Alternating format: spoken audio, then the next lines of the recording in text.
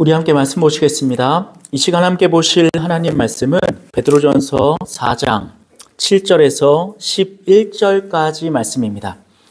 베드로전서 4장 7절에서 11절까지 말씀입니다.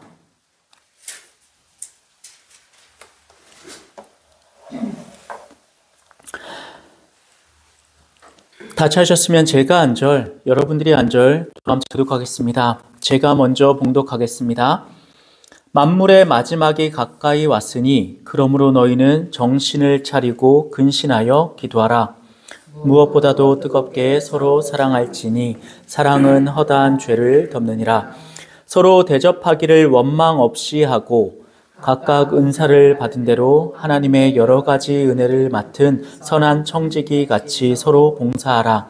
만일 누가 말하려면 하나님의 말씀을 하는 것 같이 하고 누가 봉사하려면 하나님이 공급하시는 힘으로 하는 것 같이 하라. 이는 범사에 예수 그리스도로 말미암아 하나님이 영광을 받으시게 하려 함이니 그에게 영광과 권능이 세세에 무궁하도록 있느니라. 아멘. 감사합니다. 오늘의 본문을 가지고 뜨겁게 서로 사랑하라 라는 주제를 가지고 함께 이야기 나누고 싶습니다. 우리는 지난주에 어떤 이야기를 나누었냐면 세상의 거대한 흐름 속에 따라가는 성도들을 향해 베드로가 그 흐름에 달름박질하지 말고 나와서 하나님이 예비하신 길로 가라. 그것이 하나님의 뜻이다 라고 말씀드렸습니다. 그리고 오늘의 본문이 그 하나님의 뜻이 무엇인지에 대해서 더 깊고 자세하게 알려주는 것이라고 생각합니다. 그래서 우리는 먼저 7절부터 한번 살펴보겠습니다. 7절 제가 다시 한번 읽겠습니다. 만물의 마지막이 가까이 왔으니 그러므로 너희는 정신을 차리고 근신하여 기도하라 라고 나옵니다. 우리가 세상의 길을 따라가지 말고 거기에서 나와서 하나님의 길을 가야 되는 첫 번째 이유가 무엇이냐면 만물의 마지막이 가까워 왔기 때문입니다. 마지막이라는 게 있다는 걸 압니다. 그리고 그 마지막이라는 게 누군가에는 고통이 될 수 있죠. 누군가에게는 기쁨이 될 수도 있을 겁니다. 그러면 어떤 사람에게 이 마지막이 고통이 되고 어떤 사람에게 마지막이 기쁨이 될 수 있겠습니까? 이 삶이 만족스러운 사람에게는 이것이 끝나는 것이 아쉽고 고통일 것이고 지금의 삶이 불만스럽고 지금의 삶이 고통 그 자체인 사람에게는 이 마지막이 큰 위로가 될 것입니다. 저의 예를 들자면 저는 정말 재미있는 영화를 극장에서 보잖아요. 영화 크레딧이 올라갑니다. 끝이 났어요. 극장에 불이 켜집니다. 일어나기가 싫어요. 이 영화가 끝나지 않았으면 좋겠어요. 계속 이 영화의 그 뒷이야기가 나에게 더 알려줬으면 좋겠다라는 마음이 듭니다. 왜 그럴까요? 그 영화가 너무 재밌었으니까. 반대로 제가 언제 끝나나 고대했던 것이 있습니다. 그게 군대 전역이에요. 달력을 갖다 놓고 날짜를 지워가면서 기다렸습니다. 야, 이거 언제 끝나냐? 야, 이거 언제 끝나냐? 이제 한 달만 있으면 저녁인데 그 한 달이 너무 안 가는 겁니다. 야, 왜 이렇게 시간이 안 가냐? 왜 이렇게 시간이 안 가냐? 왜 그랬을까요? 군 생활이 지긋지긋하니까. 이건 저만의 이야기는 아닐 겁니다. 지금 상황이 불만족스러운 사람이라면 이 삶이 빨리 끝났으면 좋겠다라는 말들을 한다는 것이죠. 지금 베드로가 이 말을 하는 전제 조건이 뭘까요? 지금 성도들의 삶이 불만족스럽기 때문일 것입니다. 왜요? 이 성도들의 삶은 육체의 고난 앞에 쓰러져 있으니까. 로마라고 하는 거대한 무력이 이 이스라엘 민족들, 특히 그 중에서도 하나님을 따르는 기독교인들에게 직접적이고 육체적인 고통을 가하고 있으니까. 그러니 이 마지막이 있음을 베드로는 여러 번 말했고 지금의 그 고통 가운데 있는 사람들은 응당 무엇을 기대합니까? 빨리 와라. 빨리 와라. 그러면 이 마지막을 고대하는 성도들에게 베드로가 요구하는 게 이거라고요. 정신을 차리고 근신하여 기도해라. 그럼 먼저 우리가 앞부분부터 살펴보십시다. 정신을 차리고 근신해라. 그럼 정신을 차린다는 말에 정신을 못 차린다는 말의 반대말이겠죠. 그럼 정신을 못 차린다는 것이 성경의 어떤 표현과 비슷하냐면 술에 취한 상태와 비슷한 겁니다. 술에 취하면 세상이 막 돌아간다고 하더라고요. 제가 막 그렇게 코가 비뚤어지고 기억을 잃을 만큼의 술을 먹어본 적이 없습니다. 그래서 어떤 분위기인지 잘 모르겠어요. 근데 어지럼증은 알겠습니다. 저 자주 어지럽거든요. 그러면 술 먹은 게 그런 상태라면 끔찍할 것 같습니다. 아우, 세상 막 핑핑 돌아요. 정상적인 사고를 하지 못하죠. 내가 앞을 걸어가고 싶은데 걸어갈 수가 없는 거예요. 그러면 어떤 일이 펼쳐질까요? 길을 제대로 인지하지 못한단 말입니다. 그래서 경찰들이 이제 교통경찰들이 음주단속할 때 내려보세요. 앞으로 걸어보세요 라고 하지 않습니까? 왜 그렇습니까? 길을 제대로 못 걸으니까. 술 취한 사람은, 쉽게 말해 정신을 못 차리는 사람은 하나님이 제시한 길을 걸어가지 못하는 겁니다. 세상 사람들은 다 그렇게 살아가는데요. 우리가 지난주에도 말했지만 모두가 그렇게 살아갈 때 그 길을 떠나서 하나님이 제시한 길을 걸어가는 게 기독교인이라면 적어도 그 길을 제대로 보고 가야 될 것 아닙니까? 그런데 정신을 차리지 않으면 이 길을 알면서도 갈짓자로 걸어간다고요. 엉뚱한 길로 간다고요. 내가 그 길은 압니다. 근데 아는 게 걸어가는 것은 아니잖아요. 술 취한 사람도 경찰에 똑바로 걸어가세요라는 말을 알아듣는다고요. 그런데 그 몸이 따라주질 않는 겁니다. 그러니 어떻게 하라고요? 정신 차리고 근신하라고요. 내 몸을 내가 스스로 돌보라고요. 어떻게 할 수 있도록? 똑바로 걸어갈 수 있도록. 자, 그런데 그 말 끝에 베드로가 이 말을 덧붙입니다. 기도해라. 우리는 기도라는 말을 너무나도 많이 듣습니다. 그러다 보니까 기도해라, 기도하라는 말이 우리의 어떠한 그 상용구처럼 돼버렸어요. 관용구가 돼버린 거죠. 지난주 토요일 날, 지난주 금요일 날 아는 목사님이 갑자기 저한테 문자가 왔습니다. 저희 아이들의 이름과 나이, 성별을 알려달래요. 그러면서 이제 그 밑에 이렇게 나옵니다. 제가 목사님 아이들을 위해서 꾸준히 기도하고 싶어서 그렇습니다. 알려주십시오. 제가 알려드렸습니다. 그리고 그 밑에 저도 답장을 했죠. 목사님, 저도 목사님 교회를 위해서 계속해서 기도하겠습니다. 자, 말을 내뱉었습니다. 그럼 뭘 해야 될까요? 기도해야 돼요. 근데 우리는 기도하자는 말을 관용구처럼 쓰다 보니까 아유, 기도하겠습니다. 아유, 기도할게. 아유, 기도해야지. 라는 말을 해놓고 기도하지 않습니다. 내 기도 시간 안에 그 대상과의 약속은 지워져 버리고 그 대상을 위해서 하는 기도의 내용들이 드러납니다. 그리고는 온전히 내 기도들로 그것들이 채워지는 것이겠죠. 자, 기도라는 것은 하나님과의 대화입니다. 그런데 그 기도가 소중한 까닭은 이 대화의 끈이 계속해서 주고받을수록 견고해지고 자세해지고 그 지경이 넓어지기 때문입니다. 즉, 기도는 이 빈도를 통해 내용이 확장되고 구체화될 수 있는 것이죠. 그러면 베드로가 이미 성도들에게 기도해라 라고 말했을 때 이 성도들이 기도 안 하니까, 하나도 안 하니까 야, 기도 좀 해. 이런 뉘앙스이겠습니까? 아닐 겁니다. 이미 너희들이 기도할 건데 그 기도의 지경을 넓히라는 말이 될 것입니다. 자, 육체의 고난을 당해요. 여러분들이 이 성도들이라고 생각해 보십시다. 실제적으로 로마가 내 목에 칼을 들이대요. 내 몸이 채찍에 맞았어요. 내 다리를 부러뜨렸다고요. 그럼 난 무슨 기도를 할까요? 내 기도를 할 거라고요. 하나님, 너무 아픕니다. 날 도와주십시오. 저는 그럴 것이라 확신합니다. 왜? 제 경우를 봐도 제가 아프면 남의 기도는 생각 안 나요. 우선 내 몸이 먼저지. 내 기도를 한다고요. 하나님, 나 여기 아프고 저기 아프고 저기 아픕니다. 좀 낫게 해주세요 라고 기도할 거란 말입니다. 베드로는 거기에 플러스로 기도하라라고 말하는 겁니다. 이 기도는 그럼 무슨 기도일까요? 간단합니다.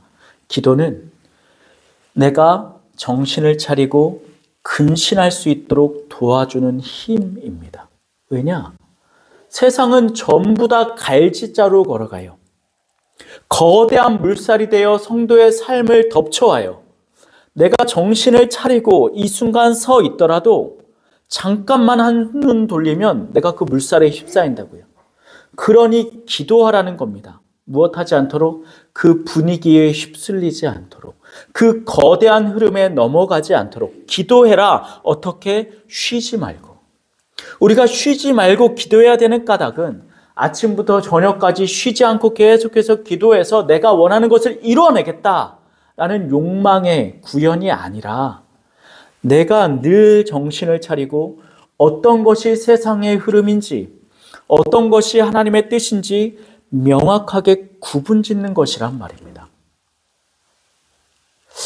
여러분들, 그래서 우리가 잊지 말아야 할 것이 바로 이것입니다. 항상 기도해라. 우리의 삶은, 제가 볼 땐요, 기독교인의 삶은 이 사진에 놓은 것처럼 외나무 다리 같아요. 자칫하면 넘어져요. 우리는 신앙인이라고 믿어 의심치 않아요. 예배도 드리고 헌금도 하고 봉사도 해요. 정해진 시간에 묵상도 하고 말씀도 보기도 하죠. 그런데 나도 모르게 내 입에서 세상의 말이 터져 나온다고요. 왜 그럴까요? 나를 둘러싸이는 모든 것들이 나를 애워싸 나로 하여금 거대한 힘 앞에 굴복하게 하기 때문입니다. 그래서 우리가 항상 기도하고 쉬지 말고 기도해야 되는 까닭은 한 걸음 한 걸음을 내딛기 때문입니다. 다윗이 이렇게 고백하죠. 주의 말씀은 내 발의 등불입니다. 이 말은요, 내 발이 한 걸음 한 걸음 걸어갈 때마다 그 말씀이 내 길을 제시해 준다는 뜻입니다. 그럼 다윗은 어떻게 그 말씀을 그 시의적절할 때 떠올릴 수 있었겠습니까? 한 가지 방법이죠. 그게 바로 기도입니다. 베드로가 동일한 얘기하는 겁니다. 성도 여러분들, 기도하셔야 됩니다.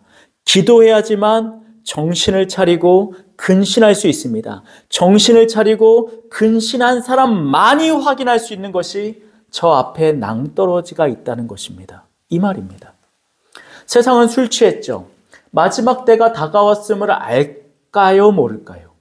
모른다고요. 지금이 너무 좋아요. 미래를 뭐하러 논합니까? 지금이 너무 행복한데, 야, 태평성대다, 너무 만족스럽다, 이 흐름대로 가자라고 말하는 세상 속에서 우리는 정신을 차리게 됩니다. 그리고 밖을 보죠. 낭떠러지가 있네요. 그런데 기도하지 않으면 저 앞에 낭떠러지가 있다는 걸 까먹는다는 말입니다. 제가 지난주에도 여러 번 말씀드렸습니다만, 베드로는 반복적으로 우리의 삶에 끝이 있음을 말합니다. 너희 죽을 거다. 인간은 어차피 죽을 거다. 그런데 나의 개인적인 삶뿐 아니라 이 만물의 삶도 끝이 다가오고 있다. 그런데 우리는 그걸 잊어버린다는 거예요. 그러니 베드로는 우리한테 기도하라는 겁니다. 그 기도의 내용은 뭐죠? 지경을 넓혀서 정신을 차려 이 끝이 있음을 깨달으라는 말입니다. 사랑하는 성도 여러분들, 7절에 만물의 마지막이 가까워 왔다는 것이 만약에 내 삶에 느껴지지 않고 실제적으로 체험되지 않으신다면 기도하셔야 됩니다. 무슨 기도?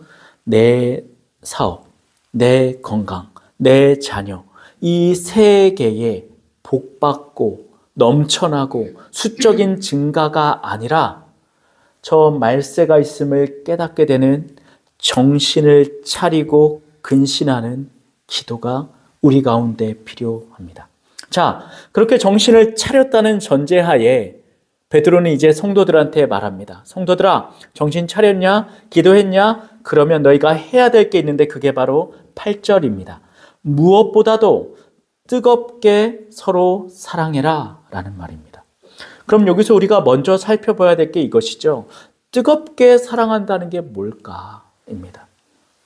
저는 3가지 정도의 주제로 해서 설명하면 될 것 같아요. 먼저 열성적으로 사랑하는 말입니다. 열성적으로 사랑해라. 내 열성으로 내가 할 수 있는 모든 걸 다해서 사랑해라 라는 말이 뜨겁게 사랑해라의 첫 번째 말이겠죠. 요즘 사람들은 잘 모르지만 어르신들은 잘 아는 대중가요가 있습니다. 연가라는 노래가 있죠. 비바람이 치던 바다 잠잠해져 오면 오늘 그때 오시려나 저 바다 건너서. 이 노래 아시지 않습니까? 이게 원래 하와이 노래입니다. 근데 우리나라 포크송이 유행할 때 어떤 가수가 한국어로 번역을 해서 부르게 된 것이죠. 그리고 이것은 요즘도 자주 흥얼거리게 되는 멜로디인 것 같습니다. 근데 그 기타 치면서 부르는 분이 이걸 기쁘게 부르죠. 박수 치면서 비바람이 치는 바다 이렇게 부르지 않습니까? 근데 원곡은 아닙니다. 원곡은 되게 느려요. 비바람이 치는 바다. 그리고 그 분위기가 좀 우울하게도 느껴집니다. 왜 그러냐? 이 노래의 배경이 되는 실제 이야기가 생각보다 음울하기 때문이에요. 하와이 안에 몇 개의 나라들이 있었답니다. 그리고 이쪽 나라와 이쪽 나라는 두 개의 국가는 큰 힘을 가지고 있는 서로의 라이벌이었다고 하죠. 실제로 이 나라의 왕자를 반대쪽 나라의 공주가 사랑하게 됐답니다. 그런데 이 두 나라가 원수다 보니 이 둘의 사랑을 공포할 수도 서로 인정받을 수도 없었던 것입니다. 그러던 어느 날 비가 많이 몰아치고 파도가 넘실대던 밤에 이 공주가 이 바다를 헤엄쳐서 이 왕자를 만나러 갑니다. 그 공주의 열성적인 사랑에 감동을 받아 이 둘의 사랑을 허락하게 되고 이 두 나라는 화해를 하게 됐다는 이야기. 이 이야기를 기반으로 해서 만들어진 게 바로 그 노래입니다. 어떻습니까? 우리가 알고 있던 기타 치면서 박수 치고 수건 돌리고 하던 노래가 아니라 한 여성이 한 남성을 향한 열성적인 사랑이 전쟁을 멈추고 평화를 이루어내는 놀라운 이야기 아닙니까? 저는 열성적으로 뜨겁게 사랑하라 라는 말은 바로 그런 뉘앙스인 것 같습니다. 두 번째, 뜨겁게 사랑하라는 말은 진지하게 사랑하라 라는 말로 해석되어도 무방하다 생각합니다. 진지하다는 게 뭡니까? 거짓말하지 않는 겁니다. 속이지 않는 거예요. 우리는 사랑에 빠지면 대상한테 잘 보이고 싶은 마음이 생겨납니다. 그러고 나면 나도 모르게 나를 속이게 되는 것이죠. 나를 자꾸만 포장하고 싶어하고 나의 어떠한 부분들은 감추고 싶어합니다. 저 사람이, 내가 동경하고 내가 사랑하는 사람이 나의 이면, 내가 숨기고 싶은 어떠한 어두운 면을 보이고 싶어하지 않는 겁니다. 그러다 보면 여러분 어떻게 될까요? 가면무도회가 됩니다. 제가 전에도 몇 번 성경 공부 때 말했죠. 한국 개신교는 지금 가면무도회 같습니다. 교회 안에 앉아있으면 모두가 행복해요. 아무런 문제도 없어요. 목사부터 시작해서 성도, 어린아이들까지 다 행복합니다.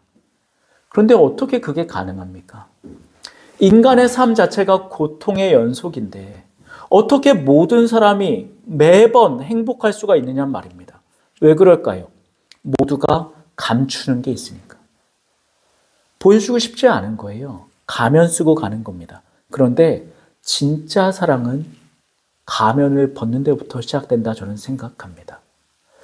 저는 그래서 연애는 아직 진짜 사랑이라 부르기 힘들다고 생각합니다. 진짜 사랑은 결혼 후에 부부 생활부터 이어진다고 저는 믿어요. 왜? 연애 때는 얼마든지 감출 수 있어요. 얼마든지 속일 수 있다고요. 심지어 제가 아는 어떤 여성분은 결혼하기 전까지 화장을 지운 모습을 한 번도 남자친구한테 보인 적이 없다는 거예요. 그래서 남편이 결혼하고 깜짝 놀랐대요. 화장을 지웠더니 얼굴이 다른 사람이더라는 거예요. 놀랍지 않습니까? 그런데 화장이라고 하는 것은 웃으면서 넘길 수 있지만 그 사람의 사상, 그 사람의 본성, 그 사람의 어떠한 삶의 습관들은 어떻습니까? 이혼 사유가 되는 겁니다. 사회가 거짓이 많아지면 많아질수록 사람이 자기를 숨기는 것이 많으면 많아질수록 이 세상의 부부 생활은 불행하다 저는 믿습니다. 우리나라가 이렇게 이혼이 많은 까닭은 무엇일까 생각해 보면 연애 기간에 충분히 검증이 되지 않았기 때문은 아닐까라고 또한 생각해 봅니다. 오늘 베드로는 이 말합니다. 뜨겁게 사랑해라. 타자에게 다가갈 때 내 마음을 열어 진심으로 진지하게 그리고 거짓 없이 사랑해라 라는 말 같습니다. 마지막 세 번째, 뜨겁게 사랑해라. 저는 이것 같습니다. 지속적으로 사랑해라. 우리는 자꾸만 사랑이 뜨거운 감정이라고 느낍니다. 한번 팍 타오르고 꺼지는 것. 그래서 연애 때 첫눈에 스파크가 팍 튀는 것을 아름다운 사랑인 것처럼 포장합니다. 그래서 로미오와 줄리엣의 사랑 이야기가 셰익스피어 때부터 지금까지 영화화되고 회자되는 것 아니겠습니까? 그런데 그 사람들이요, 만난 지 3, 4일 만에 서로 독약 먹고 죽은 거예요. 첫날 만나서 사랑에 빠지고 그 다음날 창문에 매달리고 셋째 날, 넷째 날 독약 먹고 죽은 거라고요. 이게 말이 됩니까? 진짜 사랑은 언제 확인할 수 있습니까? 이것이 얼마만큼 유지되었는가로 확인된다고 저는 생각합니다. 어떤 사람이 결혼식은 화려하게 해요. 그런데 몇 달 있다 이혼하네요. 그럼 그 사람들이 결혼식에서 외쳤던 사랑은 진짜입니까? 가짜입니까? 가짜라니까요. 결국 남녀의 사랑은 어떻게 진짜냐 가짜냐 이것이 가치 있냐 없냐로 판가름 나냐면 이 사랑이 얼마만큼 유지되는가로 판가름 납니다. 그렇지 않습니까? 그러니 우리가 노부부가 손잡고 다정하게 다니는 모습 속에 야, 멋있다, 아름답다 라는 말을 하는 것 아니겠습니까? 니마 그 길을 가지 마오. 영화 보셨습니까? 저는 그 영화의 하이라이트를 보면 볼 때마다 울어요. 어떻게 한 사람의 남자와 한 사람의 여자가 저렇게 오랜 기간을 서로를 아끼고 사랑하며 살아갈 수 있을까? 그리고 그 사람이 떠나서도 그 사람을 못 잊고 그 자리를 지켜나갈 수 있을까? 너무나도 아름답지 않습니까? 그런데 우리의 사랑은 너무나도 짧아요. 제가 3가지를 말했는데 앞에 2가지는 얼마든지 할 수 있어요. 언제까지는? 짧게는. 열성적으로 할 수 있죠. 하루 이틀. 진지하게 할 수 있죠. 한 주, 한 달. 그런데 이걸 길게 못한다고요. 그것의 대표적인 예가 뭘까요? 단기 선교입니다. 교회에서 아이들을 꾸려요. 으쌰으쌰 연극도 준비하고 노래도 준비하고 춤도 준비하죠. 먹을 것 싸가고 봉사단을 꾸려요. 그리고 동남아를 비롯해서 신앙적으로 열악한 나라들을 찾아갑니다. 그리고 거기서 공연도 하고 이발도 하고 노래도 부르고 춤도 추고 선물도 나눠줍니다. 그런 사람들이 없어요. 그렇게 마음이 따뜻하고 그렇게 사람을 사랑하는 인간들이 없다고요. 언제 동안? 일주일. 한국에 다시 돌아옵니다. 그러면 언제 그런 사람들이 있었나 싶어요. 지금 베드로가 말하는 이 뜨겁게 안에는 지속성이 반드시 내포됩니다. 사랑해야 됩니다. 뜨겁게. 그런데 이 뜨겁게라는 말을 우리의 청년 때의 그 열심, 첫눈에 불타오르는 불꽃 이런 것이 아니라 그런 것들이 꺼지지 않는 지속력, 이것이 내포되어 있다고 보고 이 구절을 읽으시는 것이 저는 맞다고 생각합니다. 자, 그러면 뜨겁게 사랑해야 되는데 누구를 향해? 오늘의 본문을 보면 서로를 향해 라고 말하고 있습니다. 그럼 이 서로가 누굴까요? 지금 베드로가 말하고 있는 대상은 세상을 향해서 말하는 게 아닙니다. 어디요? 이 교회 공동체를 말하는 거예요. 교회 공동체 안에 서로가 서로를 향해 이 뜨거움을 보여주라는 겁니다.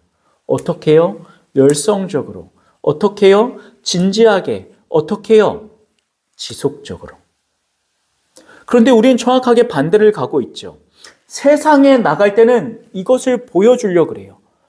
예를 들어 전도지를 나눠준다거나 혹은 물티슈를 나눠준다고 할 때 그렇게 아름다운 사랑의 얼굴을 한 사람이 없습니다. 반대로 교회 안에서는 자꾸만 험담이 이루어지고 모함이 이루어지고 알게 모르게 이루어지는 알력의 다툼들이 있단 말입니다. 이걸 반대로 하라는 거예요. 왜? 세상은 우리를 공격하는 존재고 교회는 그것을 방어해야 되는데 교회 안에서 서로 사랑하지 않으면, 서로 이 뜨거움이 유지되지 않으면 교회는 무너지기 때문입니다. 교회는 왜 있을까요? 지탱하라고 있는 겁니다. 코로나 이후에 한국 교회의 민낯이 드러났다 저는 생각합니다. 그 민낯은 무엇이냐면 기독교인이 아닌데 기독교인이라고 착각하고 살았던 성도들의 민낯입니다. 자, 보십시오. 그 사람들 쫙 빠져나갑니다. 아, 주말에 온라인으로 유튜브 한 편 보면 되는 거구나 라고 인식이 바뀌는 그 순간 그 사람들이 어디 갔나 보시란 말입니다. 지금 교회들마다 젊은 층이 완전히 죽어갑니다. 지금 유일하게 살아남은 것들이 대형교회 몇 교회뿐이에요. 자, 보십시오. 그 대형교회가 무너지는 그 순간 한국교회의 젊은 세대들은 전멸입니다. 왜 그럴까요? 민낯이에요. 그 전에는 속아왔던 거예요. 부모의 손에 이끌려, 부모의 윽박지름에 이끌려 교회에 앉아 있었는데, 아, 코로나라고 하는 그 자유 티켓이 끊어지자마자 교회를 떠나는 겁니다. 부모의 윽박지름에 대항할 말이 생겼어요. 아, 온라인 예배 드렸어. 유튜브 봤어. 그럼 끝나는 것 아닙니까? 부모도 더 이상 무슨 말 못하는 겁니다. 왜? 코로나 기간에 나도 그렇게 예배 드렸고 그렇게 드려도 예배라고 배워왔으니까. 그런데 그 문제들은 결국 심각한 상황을 이끌어낼 겁니다. 그게 뭘까요? 교회 자체를 몰락시키는 겁니다. 사람은 앞서도 말했지만 기도라는 행위 없이는 이 외나무 다리를 걸어갈 수가 없어요.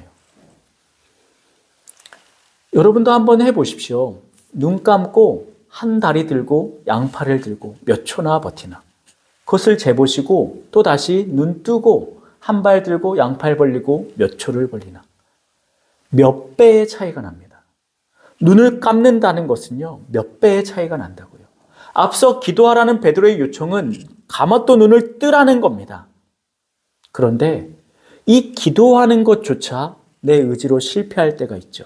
그때 누가 필요하다고요? 서로가 필요한 거예요. 내가 널 위해 기도해 줄게. 아, 나도 널 위해 기도해 줄게. 그 기도라는 게 관용구가 되어버리지 않은 상황에서 기도라는 것은 눈이 감기는 성도의 눈을 뜨게 해주는 행위란 말입니다. 결국 베드로는 사랑하라고 말하는데 그것이 서로를 향한 것입니다. 여러분들, 우리 교회는 교회 특성상 일주일에 한 번 정도 봅니다. 각자의 자리에서 기도하십시오. 우리 얼마나 좋습니까? 몇 명 안 되지 않습니까? 이름 불러가면서 생각해가면서 기도하십시오. 눈이 감겨있을 그 성도를 향해 기도하는 겁니다. 하나님, 우리 사랑하는 교회 공동체가 마지막이 있음을 깨닫고 지금 외나무 다리에서 눈 뜨고 걸어가게 도와주시옵소서 라고 기도하는 겁니다. 자, 그러면 여기에서 우리가 질문해야 합니다. 왜 사랑해야 되는가? 베드로는 이렇게 말하죠. 사랑은 허다한 죄를 덮기 때문이다. 그런데 우리 구절을 우리가 잘 이해하셔야 됩니다. 쉽지 않은 구절이에요. 왜냐? 이것을 문자적으로 잘못 읽으면 어떤 사람이 무슨 짓을 저질러도 아유 그래 괜찮아 라고 받아주는 것처럼 보이기 때문입니다. 죄를 덮는다는 것은요, 많은 불법을 그냥 모른 척하고 넘어간다는 게 아닙니다. 여기서 베드로의 뉘앙스는 무엇이라고 이해하시면 되냐면, 이 사람이 용서받을 만한 잘못이면, 용서해도 될 만한 잘못이면 용서해 주라는 말입니다. 정말 치명적인 죄악들이 아니고서는 용서해 줄 만한 죄악이면 용서해 주라는 것이죠. 한국은 몇 번의 촛불 시위들이 있었습니다. 그때마다 놀랍게도 개신교도들은 많이 참석을 안 했어요. 그리고 그때마다 대형교회 목사들, 정치와 그 밀접한 관계에 있는 목사들은 이런 말을 합니다. 허다한 죄를 덮는 겁니다. 그게 사랑입니다. 그리고 반대로 그런 촛불 시위에 나가거나 그런 사건들의 유족들과 함께 모임과 기도, 예배를 드렸던 목회자들은 좌파로 낙인 찍어버렸던 경우가 많습니다. 그런데 이 기준을 기억하십시오. 허다한 죄를 덮어주는 것은 기본적으로 누구입니까? 서로입니다. 서로는 누구라고요? 기독교인 공동체입니다. 그리고 그 범위는 어디까지라고요? 용서해도 되는 것을 용서하는 겁니다. 그러면 말을 좀 바꿔서 쉽게 풀어보십시다. 상대방에게 있어서 너무 기준 높게 잡지 말고 품을 수 있는 것들은 품어주는 교회 공동체. 그리고 그 품음을 통해 서로의 연약함을 알아 서로 기도해주는 공동체가 되라는 것입니다. 무엇이 아니라 흉악한 죄인이든 천인 공노할 나쁜 짓을 지은 놈이든 다 용서해주고 다 품어주고 아무런 면책도 없이 흘러가라는 말이 아닙니다. 이게 저는 한국 개신교의 치명적인 문제점이라고 믿어 의심치 않습니다. 사랑하는 성도 여러분들, 사랑이라는 말이 어떠한 기준이 없이 제공되기 시작하면 그것은 더 이상 성경이 말하는 사랑은 아닐 것입니다. 그러므로 오늘 베드로의 말의 뉘앙스를 차근차근 살펴보았습니다. 누구를 어떻게, 서로를 뜨겁게 사랑하십시오. 그래서 상대의 약점을 덮어주는 겁니다. 자, 그래서 이것을 요약하면 저는 이렇다고 생각합니다. 그래서 결국 베드로가 말하고 있는 뜨겁게 서로 죄를 덮어주는 사랑을 이 시대에 어떻게 표현하면 되는가? 저는 그것이 환대라고 생각해요. 환대해 주는 거예요. 누가 오면 환영해 주는 거예요. 밖에 나가서 내가 알지도 못하는 사람 교회에 막 끌어다니려고 시간 보내고 돈 쏟아붓고 이런 짓 하지 말고 지금 앉아있는 사람한테 환영해 주는 거예요. 그게 지금 베드로가 말하는 교회의 본분입니다. 어떻습니까? 이게 핵심입니다. 교회는 이 역할을 하라고 있는 거라고요. 밖에 나가서 알지도 못하는 세상 사람들한테 웃음 띄우면서 우리 교회 오면 뭐가 좋아요? 밥이 맛있어요? 목사가 멋있어요? 선물을 줘요? 냉장고를 줘요? 차를 줘요? 전도대회가 있어요? 유명한 연예인이 와서 간증을 해요? 이런 소리 하는 게 아닙니다. 교회 들여온 헌금으로 약한 이들에게 나눠주고 굶주리는 성도에게 쌀을 주며 어린아이들이 교회 안에서 잘 자라날 수 있도록 그 환경을 조성해 주는 겁니다. 그게 교회가 하는 환대라고요. 저는 이 말을 믿습니다. 게런 버튼 메인즈라는 그 미국의 유명한 기독교 작가가 있거든요. 이 사람이 자신의 책에 이런 구절을 써놨어요. 우리의 환대는 문지방을 건너는 개인들에게 그리스도의 임재를 일부분 전하는 일이다. 이게 무슨 말이냐? 교회에 들어온 사람한테 내가 진심으로 열성을 다해 지속적으로 사랑해줘요. 그럼 그 순간 어떤 일이 벌어진다? 그 사람이요, 그리스도를 체험하는 거예요. 제가 자주 말씀드립니다. 앉아서 목사의 설교를 들으면 갑자기 사람이 180도 바뀔까요? 획가닥해서 나 예수 믿을래! 이럴 것 같으십니까? 그런 일은 없어요. 진짜 없습니다. 정말이에요. 사람은요, 생각보다 다른 사람의 말에 쉽게 넘어가지 않아요. 그럼 무엇에 넘어갈까요? 지속적인 행동을 통해 바뀌는 거예요. 내가 누군가를 전도하고 싶으십니까? 그 사람한테요, 환대하세요. 환대라는 말을 오해하시면 안 됩니다. 내가 세상적인 방식으로 먹을 것 갖다 주고 가방 사주고 내가 뭘 해주는 게 아닙니다. 그 사람에게 예수 그리스도인의 삶을 보여주는 겁니다. 그게 기독교가 하는 환대입니다. 그리고 베드로는 그 뉘앙스의 말을 9절에서 하죠. 9절입니다. 서로 대접하기를 원망 없이 하고 라고 나옵니다. 대접을 하는데 그 기준이 있어요. 그 기준이 뭐죠? 원망 없는 대접입니다. 이게 중요해요. 환대를 했어요. 그리고 막 대접을 해줍니다. 그런데 속 한켠 어딘가에서 찜찜한 거예요. 그러면 안 된다는 거예요. 지금 베드로가 요구하는 것은 접대가 아니에요. 대접입니다. 접대는 이런 뉘앙스가 있다고 하더라고요. 나한테 초점이 맞춰져 있는 거예요. 손님이 아니라. 그래서 내가 저 사람한테 무언가를 줘서 내가 얻고 싶은 것이 있을 때 하는 것이 접대라고 하더라고요. 반대로 나한테 초점이 있지 않고 저 손님에게 초점이 있어서 그 사람한테 대접하는, 그 사람한테 무언가를 제공하는 게 대접이라고 하더라고요.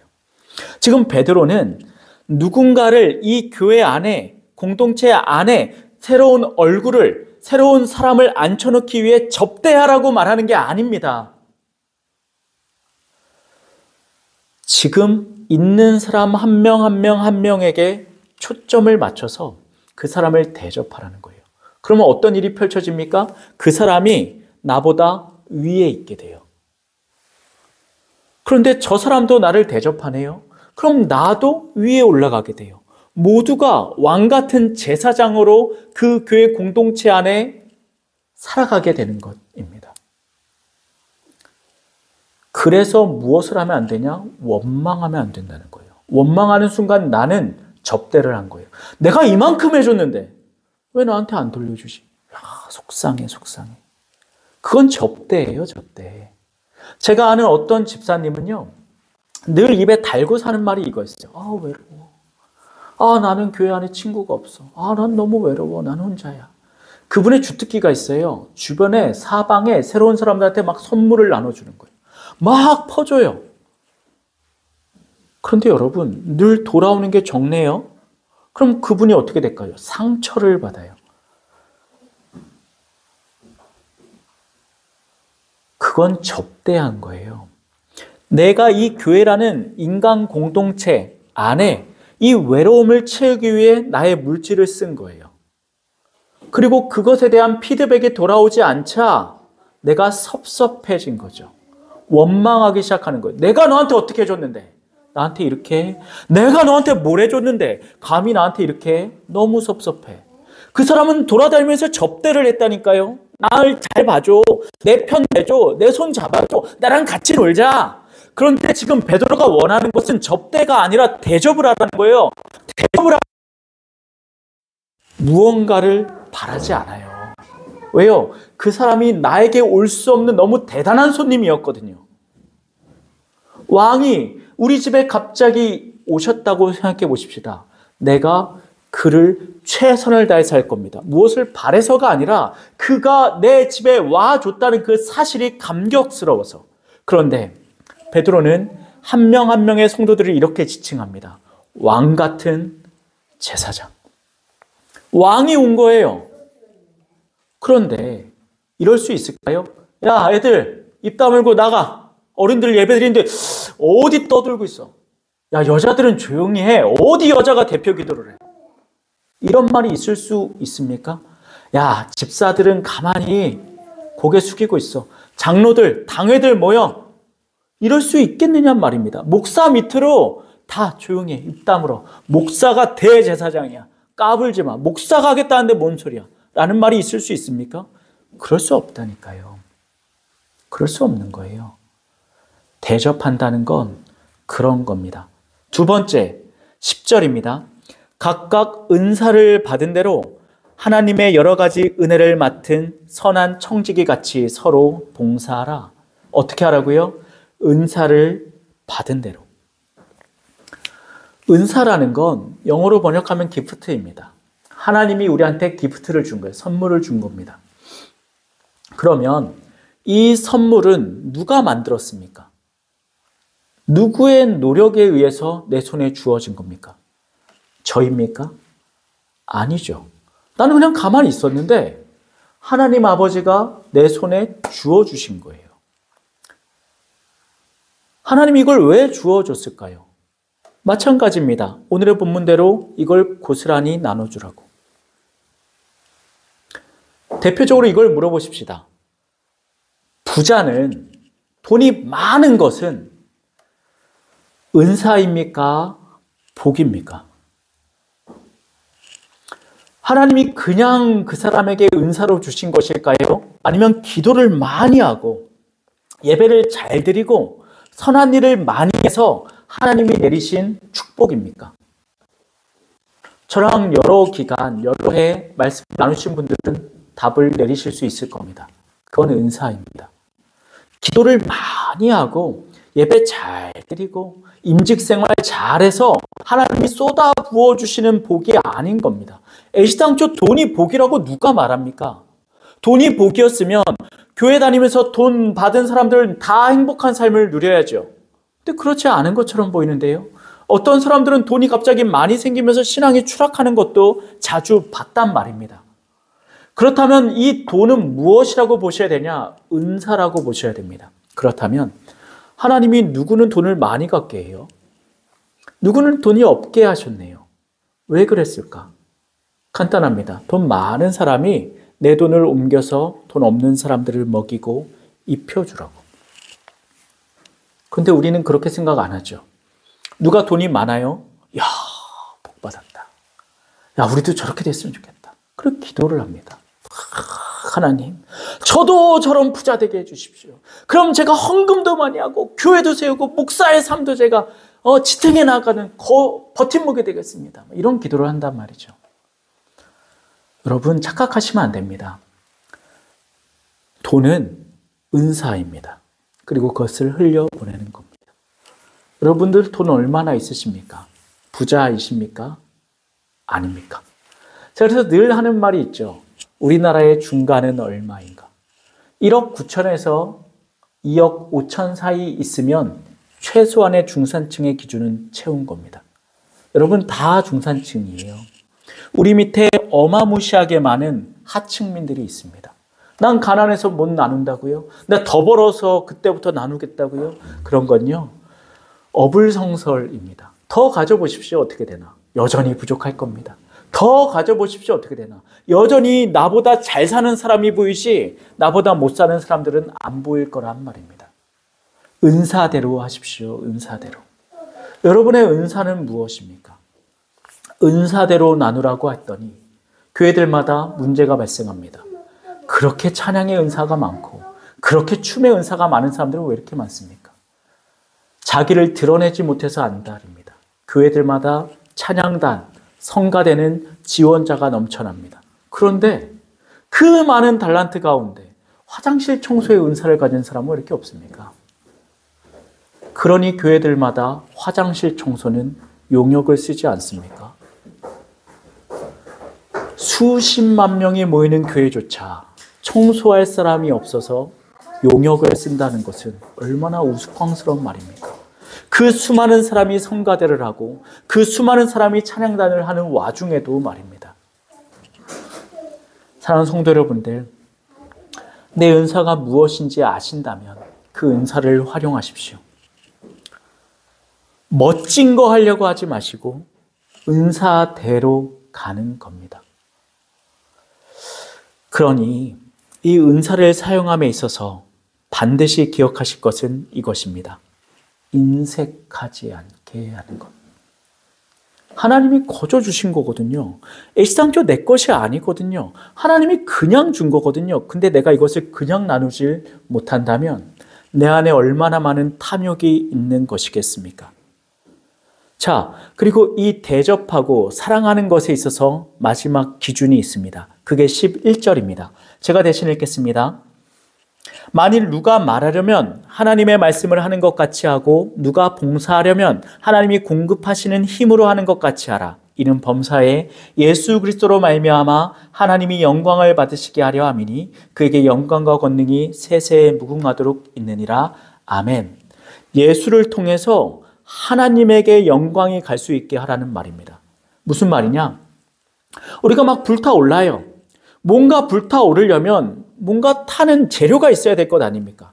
그게 석유든 석탄이든 나무든 양초든 무언가가 있어야 계속 타오를 것 아니느냐 말입니다. 지금 베드로가 이 말하는 겁니다. 이것이 타올라야 되는데 그 원동력이 뭐가 돼야 되냐면 예수 그리스도가 돼야 된다는 말입니다. 만약에 그 타오르는 원동력이 나의 어떠한 의지, 나의 어떠한 욕망, 나의 어떠한 힘이라면 언젠가는 끝나게 되고 반드시 다른 사람한테 무언가를 바라게 된다는 말이죠. 그럼 앞서 베드로가 말한 항목들을 어기게 되는 겁니다. 생각해 보십시오. 사람이 아무리 노력해도 영원히 사랑할 수는 없습니다. 그건 불가능해요. 처음에 아무리 뜨거웠어도 이 사랑이 끝까지 그 뜨거움을 유지할 수는 없단 말입니다. 정신과 의사들이 이 이야기를 합니다. 처음에 연애할 때 불타올랐던 스파크가 만약에 결혼 끝까지 지속되는 사람이 있다면 그 사람 정신병자다. 그렇게 못 산다는 거예요. 눈 마주칠 때마다 막 얼굴 빨개지고 설레고 말을 더듬게 되고 수줍어하게 되고 그렇게 살아가면 그 정신병자라는 말이죠. 인간의 사랑은 그 정도예요. 며칠, 몇 달, 길어봤자 몇 년 안 간단 말입니다. 인간은 그런 존재라고요. 그러니 내가 내 사랑을 원동력으로, 나 자신의 노력과 나 자신의 애씀을 노력으로, 원동력으로 사랑을 불태운다면 이것이 오래 갈 리가 만무합니다. 그러니 이 초대 교인들한테 무슨 말 하는 거냐면 불타오르되 예수 그리스도로 불타오르라는 말을 하는 겁니다. 그러려면 무엇이 중요할까요? 앞서 말한 것들이 중요합니다. 내 말을 하는 게 아니에요. 하나님의 말을 하는 겁니다. 내 힘으로 하는 게 아니에요. 하나님의 힘으로 하는 겁니다. 설교가 마찬가지입니다. 만약 여기 서서 제가 제 인생관, 제 철학, 그리고 제 미래의 전망들을 논하는 자리가 되면 이 자리는 하나님의 말로 하는 자리도 아니고 예수 그리스도의 힘으로 하는 자리도 아닐 것입니다. 설교는 그래서 제가 볼 땐 전적으로 성경을 올바르게 이 시대에 해석하는 자리가 돼야 되는 것 같습니다. 그런데 우리는 그런 설교 말고 재미있는 설교를 좋아하죠. 농담하고 성대모사도 좀 하고 재미있는 예화 몇 개 가져다가 버무려서 쫙 펼쳐놓는 설교들. 지금 보십시오. 한국 교회에 여전히 사랑받고 인기 있는 사람들의 설교를 들어보시란 말입니다. 많은 부분 그렇게 재미있는 분들의 설교가 다수를 차지할 겁니다. 그것이 나쁘지 않습니다. 무엇만 할 수 있다면 그 안에 진짜의 의미만 가지고 있다면. 그런데 저는 그러기가 쉽지 않다 생각합니다. 성경의 이야기는 진지한데 그것을 코미디라는 장르로 대치시킬 수 있겠습니까? 그럴 수 없다니까요. 그런 일들이 우리 안에 없어야 합니다. 그러기 위해서는 이 불타오름의 원동력은 언제나 예수 그리스도여야만 하는 것이겠죠. 그리고 예수 그리스도가 원동력이 돼야지만 반드시 나타나는 결과물이 이것입니다. 하나님이 영광을 받으시는 것입니다. 앞서도 설명드렸지만 간단합니다. 내 노력과 내 의지로 사랑을 베풉니다. 단기적이든 그게 중기적이든 혹은 장기적이든 그 애씀을 교회 공동체 안에 퍼뜨렸습니다. 어라? 교회가 잘 됐네요. 갑자기 사람이 늘어난 거예요. 갑자기 예수 그리스도를 구주로 시인하는 사람들이 늘어나고 공동체가 더 건강해지기 시작했네요. 그럼 어떤 일이 펼쳐질까요? 내가 잘한 거예요. 내가 원동력, 내가 씨를 뿌렸으니 그 열매는 나의 것이 되어야 된다고요. 제가 학생부 전도사 때 캠프를 갔습니다. 아이들을 데리고 갔는데 교사들이 막 모여서 자기 설계를 하는 겁니다. 자기소개를 하는데 어떤 할아버지 한 분이 오셨어요. 그러기 쉽지 않거든요. 그리고 이렇게 말합니다. 저는 이 교회의 학생회를 제가 20대 때부터 지금까지 맡아왔습니다. 제가 30몇 년을 이 교회 학생회 교사를 했습니다. 그 자리에서 말하지 않았지만 저는 속으로 무슨 생각했냐면 저분이 나가야 학생회가 살아날 것이라고 생각했습니다. 그래서 제가 있었던 100주년 기념교회에서는요, 한 교사가 한 부서에 몇 년 이상 있으면 안 되는 법이 있습니다. 왜요? 그 사람이 몇 년 이상 그 자리를 차지하죠? 권력이 됩니다. 저는 그것을 진짜 믿습니다. 그래서 시마다 때마다 저희 부모님에게 권면했던 게 이겁니다. 나가십시오. 다른 교회 가십시오. 다른 교회 가셔야 됩니다. 그 교회에 너무 오래 있으셨습니다. 제 모교회였던 그 교회에 저희 부모님이 너무 오래 계셨습니다. 나가십시오. 여러분은 안 그러실 것 같으십니까? 아닙니다. 누구나 다 그래요. 권력이 돼요. 힘이 된다고요. 그러기 제일 쉬운 사람이 누굴까요? 담임 목사예요. 개척교회 누가 관심 갖습니까? 누가 애를 쓰죠? 누가 가장 절절할까요? 누가 가장 오래 교회에 있었을까요? 담임 목사입니다. 만약에 이게 잘 됐네요. 세상적으로 수가 늘어나고 예수를 주로 고백하는 사람이 나타나고 이름새가 올라갑니다. 그럼 누구의 몫이 될까요? 담임 목사의 몫이 된다고 착각합니다. 왜? 내가 원동력이었으니까. 내가 원동력이라서 내 삶을 갈아놓고 내 집 팔고 땅 팔고 내 아내 갈아놓고 내 자식들 갈아넣어서 만들어낸 나의 왕국이니까 내가 세습하는 게 당연하지 라는 말이 그래서 나오는 것 아닙니까? 영광이 누구에게 있습니까? 하나님? 아니요. 자신에게 있다고요. 여러분 착각하지 마십시오. 여러분 갈아놓지 마세요. 내 분에 넘치게 하는 게 아닙니다. 원망 없이 대접하라니까요. 은사만큼만 하라니까요. 그런데 개척하고 무언가를 시작할 때 분에 넘치게 합니다. 온 가족이 달라붙어가지고 분에 넘치게 막 교회를 꾸미고 사람들 끌어당기고 애써요. 내가 막 애씁니다. 그리고 탈진해요. 야, 내가 이렇게까지 했는데도 내 거를 안 들어주시네. 그러면 그때부터 하나님과 사람들이 원망스럽습니다. 저 자신 있게 말할 수 있습니다. 저 갈아넣지 않고 있습니다. 그 덕분에 오래 갈 수 있습니다. 우리 집 재산 다 갈아서 교회에다 쳐바르고 내 자식들 다 갈아넣어서 부모 없는 애들처럼 방치하고 내 아내 다 갈아넣어서 교회에 시다발이 만들고 그러지 않았습니다. 그렇게 되면요 가정 다 무너지고 나중에 남은 것은 파산밖에 없어요. 자식들은 부모 없는 애들처럼 떠돌아다니고 아내는 피골이 상접해서 경제적으로 쪼돌리게 되고 목사 혼자 앞에서 양복 입고 아멘 할렐루야 백날 외쳐봤자 그게 무슨 은혜가 되겠습니까? 그러지 마십시오. 목사도 안 그러니 여러분도 그러지 마십시오. 오늘 베드로의 조언을 기억하시길 소원합니다. 원망 없이 대접하십시오. 은사에 따라 대접하는 겁니다. 이것이야말로 사랑입니다. 사랑해라, 사랑해라. 우린 자꾸만 말하다 보니 이것이 이성과의 사랑과 구별이 안 되죠. 결국 오늘의 본문에서 뜨겁게 사랑하는 그 사랑의 실천은 하나님이 나에게 준 거를 내 것이라고 말하지 않고 고스란히 전달하는 행위입니다. 그것이 필요한 사람에게. 나는 이미 받았으니 나에게는 없어도 되는 것들을 들어 다른 이들에게 나눠주는 행위가 사랑의 실천이란 말이죠.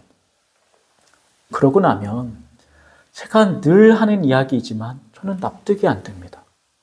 저는 대형교회라는 존재가 이질적으로 느껴져요. 하나님에게 받은 헌금을 왜 타자에게 나누지 않았는가? 타자에게 나눴으면 과연 그러한 초대형, 그 대단한 기업 같은 교회들이 만들어질 수 있었겠는가? 저는 납득이 안 됩니다.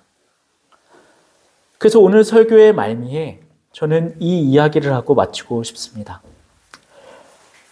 레오 톨스토이의 사람은 무엇으로 사는가라는 소설이 있어요. 짤막한 단편 소설입니다. 이 소설에는 미하엘이라고 하는 천사가 등장해요. 이 천사가 땅에 추락을 합니다. 그리고 하나님이 이 천사에게 세 가지 질문을 하세요. 사람은 어떤 것을 가지고 있고 그리고 그 사람은 무엇을 모르며 사람은 무엇으로 사는가? 이 세 가지 질문에 대한 답을 내놓으라고 합니다. 저는 그 중에서도 첫 번째와 세 번째 질문의 이야기를 하고 싶습니다. 이 미하엘은 결국 무엇을 확인하냐면 아무것도 입지 않고 있는 위험천만한 자신을 옷을 입혀서 집에 데려다가 먹을 것을 주었던 사람들을 통해 사람 안에는 사랑이 있다는 것을 알게 됩니다. 그리고 미하엘은 어머니가 두 아이를 낳고 죽음에 이르게 되자 이 두 아이는 어떻게 살아가나 걱정했었는데 옆집에 있던 여성을 통해 이 두 아이가 정성껏 키워지고 있었음을 통해 사람은 사랑으로 산다는 것을 확인합니다. 저는 이것이 맞다고 생각합니다. 교회는요, 결국 사랑으로 유지되는 겁니다. 그럼 교회 안에는 무엇이 있어야 됩니까? 사랑이 있어야 됩니다. 그 사랑은 뭐라고요?